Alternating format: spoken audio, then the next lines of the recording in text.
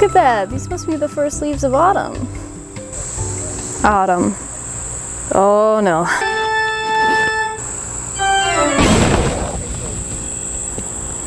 Not again. You guys ever have a week that your art blocked because you have like too many ideas, and the amount of ideas you have versus the amount of time you have to execute them doesn't really work out, and it's overwhelming, and you're just it's the kind of week I'm having this week. So I figured it would be at least a little bit constructive to get some of those good ideas out, since it's been a while since I did a character design video where I asked you guys to send me aesthetic pictures from Pinterest for me to then turn into characters. I thought that this was a good week to do that. Turning cool Pinterest images you sent me into characters, vaguely spooky edition.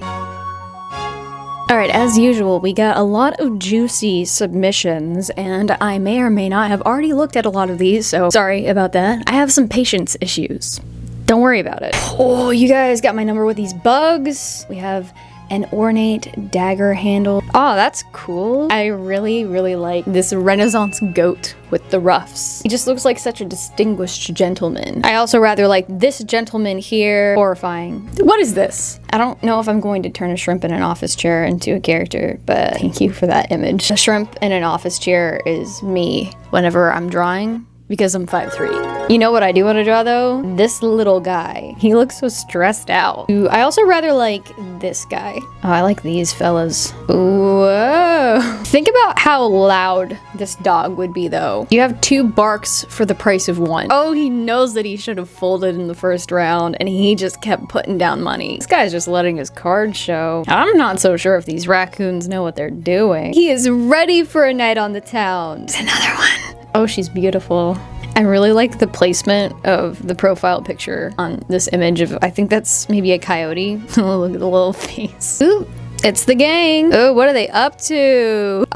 Cool. My phone ran out of space. We gotta figure this out. Hold on. I'm irresponsible whenever it comes to my phone storage. I think I was saying I tend not to choose images like this that include actual garments and like pieces of clothing, because they're kind of already character designs, clothing designs. I don't want to outright copy anything, and I feel like it gives my brain too much influence. I like more, you know, abstract images, like this picture of an egg where the yolk is the head of a baby. Look at that baby head. Birth. Wow. This particular stage of my submissions, I feel, is egg biased. Big Egg is trying to take over my YouTube channel. This is how I feel whenever I look in the mirror. Oh, this is beautiful. All right, let's do a couple more. This is just... Wait, this is adorable. I'm feeling very attacked right now. I really like this. I saw this and I was like, dress. Mentally, I'm here. Okay, so my phone ran out of space for a second time. I think that's the universe telling me to stop it. I think you guys get the gist of the submissions. They're all very good. I don't know if this is helping actually, because I'm once again overwhelmed by choice. I'm such a tortured artist. As always, I'm going to take a moment to let those marinate, sink in. Before I fully digest and then regurgitate those Pinterest submissions to you, I do want to quickly mention this video is brought to you by my patrons. Fun fact, my patrons are actually the best people in the entire world. And if you would like to join their ranks, you can do so at the link below. Also, before we get into it, I'm still trying to decide on what to do for my big Halloween project. So if you have a suggestion on what I should do, just leave it in the comments below. I'm really looking to up the scale of what it was last year. Looking into doing more crafting stuff, maybe a little bit of creature work. Let me know your ideas. Now let's get into it. Alright, first up we have this lovely little Gothic candlelit floral scene, which was submitted by car.ie doodles. For reference, I'm probably going to say everybody's name wrong, and as always, I am very sorry. Anyways, I have seen this image before, and it definitely enticed me. I really get around on Pinterest. I am convinced that I've seen almost everything on that website, but I saw this a lot, particularly whenever I was researching for my Vampire Core video, and whenever I saw this in my submissions, it was an automatic yes. Normally how I choose the final images for these videos is I just scroll through the submissions, and whichever images pop out to me as something that I can like start building a narrative from, or if I look at it and I immediately get a certain type of character in my head, those are the ones I choose. That's why it's usually really fun to choose inanimate objects or locations or things that are just not even humanoid at all, because it means that I have to get really creative and I have to extract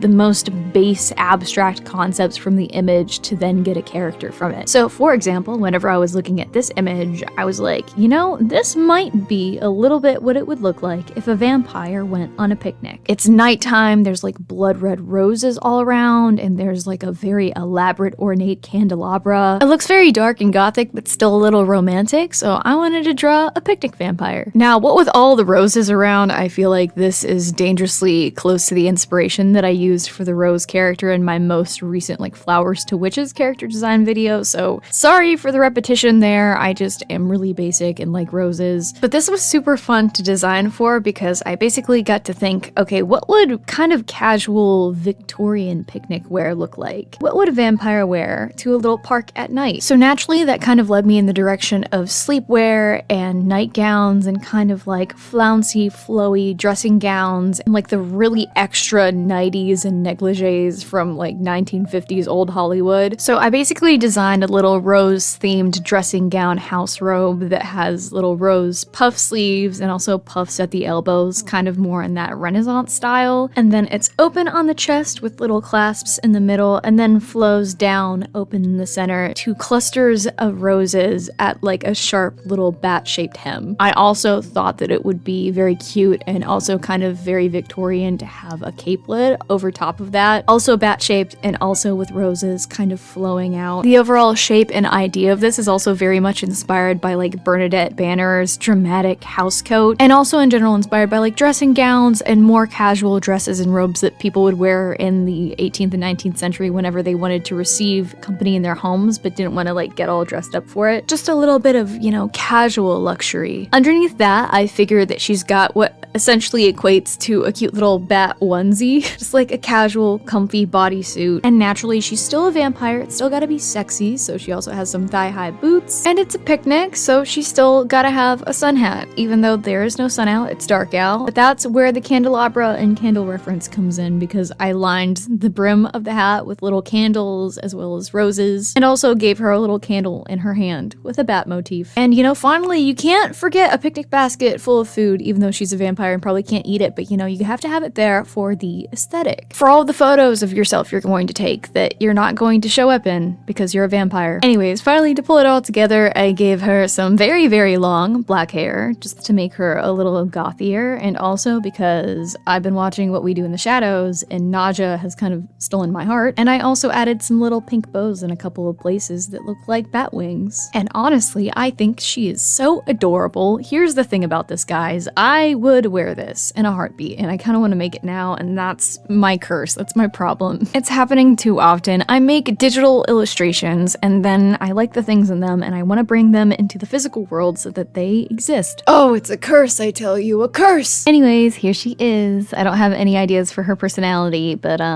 what is it, and what should we name her? This next one was submitted by Contagious Moss, and it's an adorable photo of a goat wearing a ruff being held by another dapper Renaissance man with a ruff. I did end up finding the full image where you can see the man's face that's holding the goat on Pinterest, but in the original image, the guy's face is cut off. So that's kind of what sparked my inspiration for this piece. It's giving the Headless Horseman, but make it an evil goat. And the image that Contagious Moss sent, it kind of just looks like the guy is holding a goat head because you can't really see the goat's body. So I took all of those ideas and I just absolutely ran with them. My basic idea is that this is basically like a satyr or fawn demon that's lost its head and now it just has to like carry its dismembered head around with it. But like in a comedic, more hocus pocusy kind of way. You know when something's lost its head and the head is still animated and it has to like fuss at the body to like come over here and pick me up and like take me over to this place. No, stop bumping into things. You're doing it wrong. I think that that would be the vibe for this character.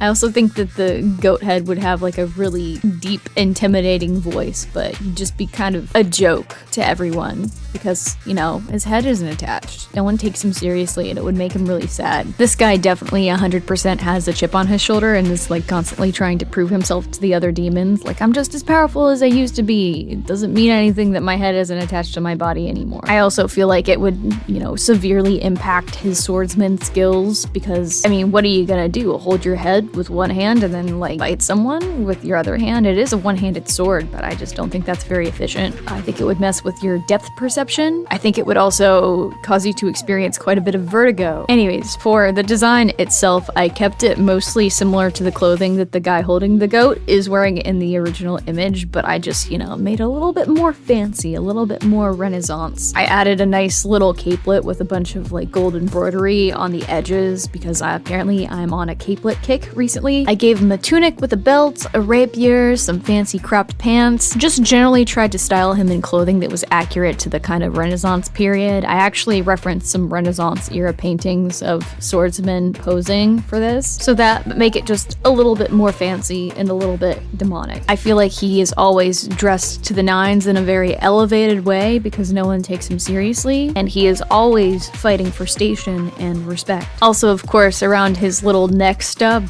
I gave him some blood dripping down, for illustrative purposes, and also a little bit of fire leaking out of his neck because I imagine that that's his hell powers leaking out. How embarrassing for him. I don't know what it is in me that makes me want to design a very serious looking kind of evil character and then make them a total idiot, but I just love a good contradiction like that. And I've also been watching a lot of Buffy the Vampire Slayer, so the whole idea of demons being just absolute losers, it's been on the brain recently, and I think that it's really funny. What should we name our friendly neighborhood embarrassment to demonkind? I would love to know. So next we get to the part of the video where I couldn't choose just one image to turn into a character, so this one has multiple prompts wrapped into one, which I actually think is a lot of fun. The first one is a couple of really cool looking potion bottles, which was submitted by CDWD Deep Dark Forest, and the second one is the most adorable little witch kitten taking a nap, which was submitted by Karma Crossing YT. Again, names, pronunciation, I'm not good at this, I'm so sorry. So for this, I obviously had to design a little witch kitten. I thought that the colors in the two images, specifically like the witch hat and the potion bottles, went really well together, and this kitty was just so cute. So since little whimsical fairy tale storybook characters have kind of been part of my main inspiration recently, I tried to do a little humanoid witch cat and more of like a storybook illustration style, something very classical and whimsical. This is kind of an art style and a realm of illustration that I've been wanting to get into for a while, but I'm just not particularly skilled in it, so I use this as a little bit of practice. Also, please enjoy all of the times that I messed up on the face in this footage. I don't know why I was struggling so much to draw a cat face whenever I was working on this, but oh my gosh, it was agony. Like, I'm normally pretty good at drawing cats. I do not know what happened here. I think maybe I was just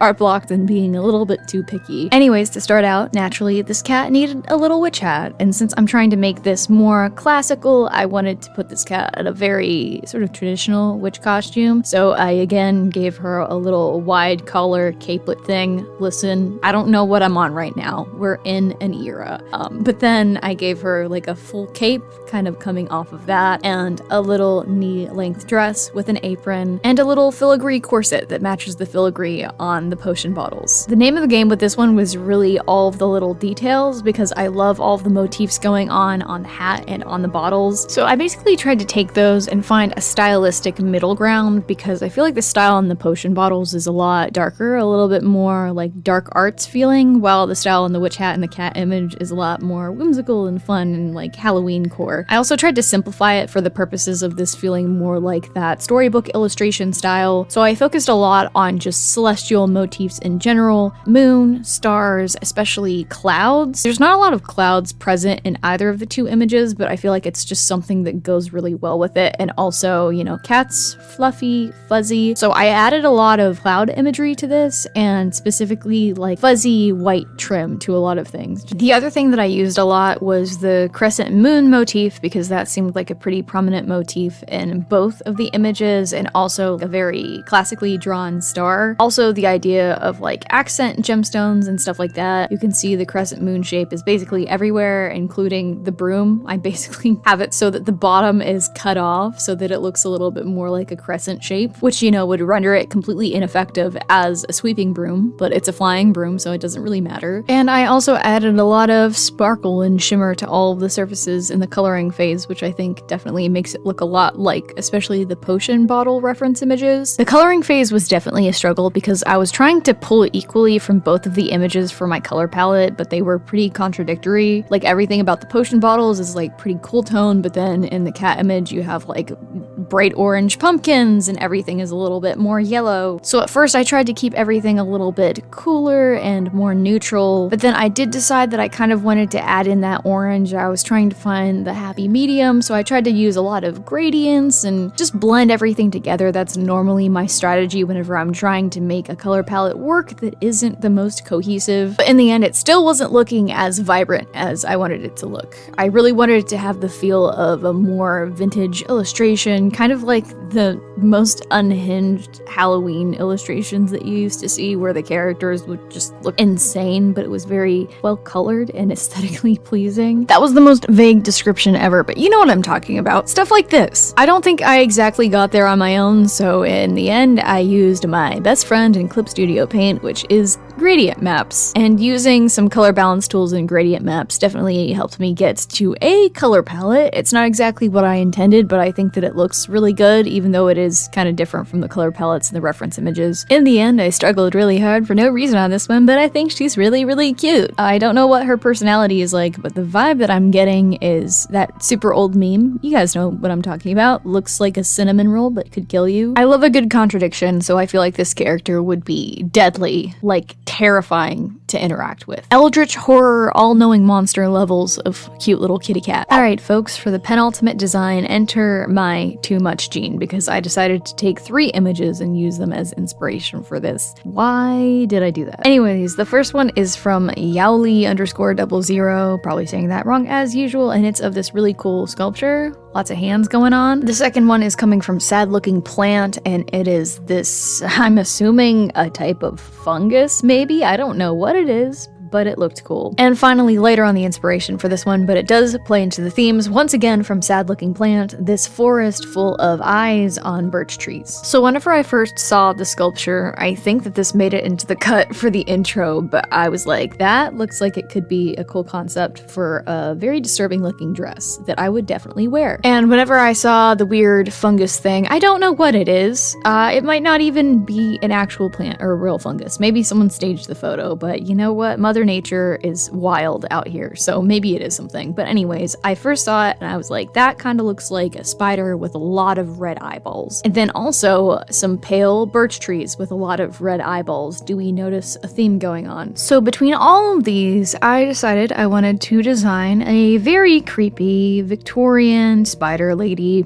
Is anyone surprised? I feel like this is not even the first time that I've done this in a video. It probably isn't. This was basically my Halloween costume last year, just less disturbing. Anyways, the dress concept that I had in mind was basically just a bunch of hands coming in around the neckline and framing her bosom and shoulders and everything, and that kind of cut reminded me of a lot of different like Victorian evening wear and evening gowns, so that's definitely the direction that I went in with this gown. So the bodice is very similar to the image, just a lot of hands coming up around the bosom and the shoulders, and then I also added a couple of hands kind of literally framing her face, sort of like a cowl. And then on the torso, it's structured very much like a normal bodice with the wrists going down into her waist. And then I gave her kind of just a normal Victorian looking skirt with a lot of draping and folds in it, but with a twist that it's kind of forming into the shape of a spider body. And not even kind of, because it literally is. She's kind of like a spider centaur, not an original concept, but I always find these to be very fun and disturbing, and depending on where it is in this recording, you haven't seen anything yet, because, oh, it gets worse. I add more onto the spider body, and it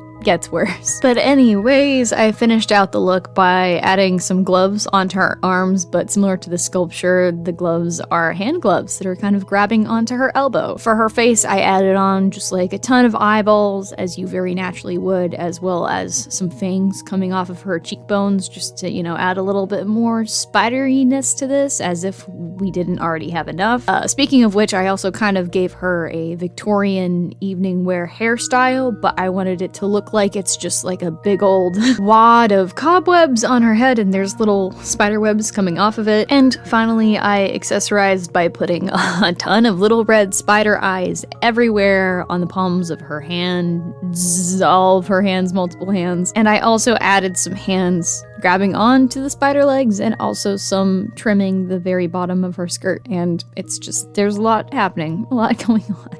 I'll be honest, this is probably my least favorite design out of all of them, just because it was really hard to balance everything. I know whenever it comes to creature design, gratuity kind of goes hand in hand with that creepiness factor, but it's like, I kind of didn't know when to stop with this. And then finally, whenever I got into the coloring phase, I also feel like it didn't really come together, since all of the images that I was pulling from were kind of made up of whites and pinks and grays and kind of purple tones. Everything was pretty pale and didn't have a lot of saturation besides like a bright red color. It was difficult for me to create contrast in the way that I imagined. I kind of played around with a couple of things, and since there's so much empty space on the skirt of the dress, I feel like that area is kind of just wasted. I also don't know if I really like the draping of it. I don't know. I'm just kind of neutral on how this design ended up, mostly because of the coloring. I feel like it could have looked cool if the coloring just had better contrast, more balance. Probably could have added more black into different parts. Anyways, not a terrible design in the end, just not exactly what I was going for, but it was fun to play around. So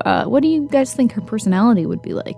What's her story? What kind of human being is her favorite food? Please let me know. I was originally only going to do 4 designs for this video, but since that last design ended up looking so cursed, I decided to do 5 as kind of a redemption design. So for this last one, I once again used multiple images, 2 of them to be exact. One was from Dead Monarch, and it's this skull that's just been completely overtaken by moss. Very The Last of Us core, very much my energy. And the other one was submitted by Sand in Sahara, and it's this pumpkin that's just looking real constipated. He doesn't look like he's having a great day. I'm here to make his day just a little bit better. So between these 2 images, I decided that I wanted to design a zombie pumpkin farmer and his upset pumpkin companion. I don't know, just looking at the skull, he seemed like he had a lot of character. He seemed at one with nature. I think he would be the farming type. And I think the pumpkin in general would just be giving Joe Pesci. You know what I mean? I feel like our zombie skeleton would be, you know, having that good Canadian energy, just like real chill, polite. Meanwhile, our pumpkin is, you know, Boston. But they're friends. They have solidarity, and that's the best way that I have to describe the dynamic that I have in my brain. Anyways, their designs are pretty simple. I just kind of wanted to draw some cute, wholesome things. The zombie is based very closely on the image, but I did give him a little straw farm hat because, you know, if you're out in the sunlight, even though you don't have flesh, you still want to protect your, quote, skin, I guess. From there, I gave him a classic farming uniform, a nice little plaid flannel shirt, some disheveled overalls with rips in the jeans, gardening gloves, and a rake that is made out of some sticks that have just been coupled together. That rake may or may not have impaled some tiny little baby pumpkins by the end of this recording. And I basically drew our little pumpkin friend as he appears in the original image, but you know, he has metaphorical skin that needs to be protected too, so I gave him also a tiny little sun hat, and I think he's really cute with that. This illustration is stupid, I know, and I'm just having a good time. From there, I just added plants and moss covering everything, and then I gave him a nice little earth tones autumnal color palette. I think that came together very well, very smoothly, which does feel like redemption from the previous piece. And I don't know, I just really like them. They seem like a couple of characters, like they'd be fun to hang out with. I think the zombie's name would be Jeremy, and I think the pumpkin's name would be Lars. Just for a moment, imagine if you would, this pumpkin saying Lars, but in Joe Pesci's voice.